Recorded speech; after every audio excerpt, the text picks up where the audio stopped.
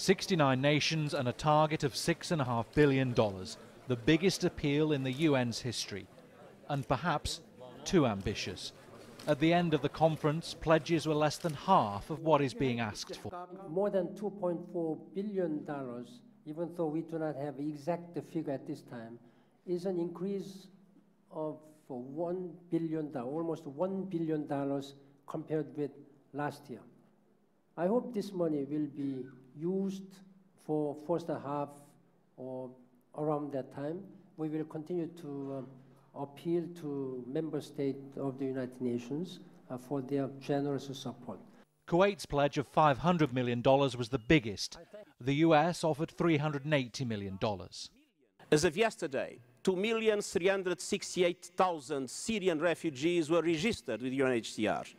But according to the estimates of the governments of the area, more than 3 million, as the Secretary General said, have already fled the country. And with the pledges came more appeals to the Syrian government to stop the tactic of denying food and medicines to civilians.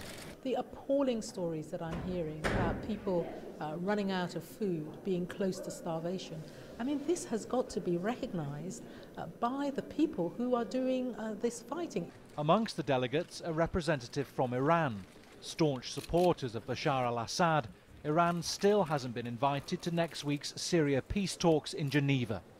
US Secretary of State John Kerry has said Tehran could participate in the talks only if it agrees to the principles of a transitional government. As the UN struggled to raise funds here, the UN in Syria says it's been forced to abandon the delivery of 10,000 polio vaccines to a Palestinian refugee camp in a Damascus suburb.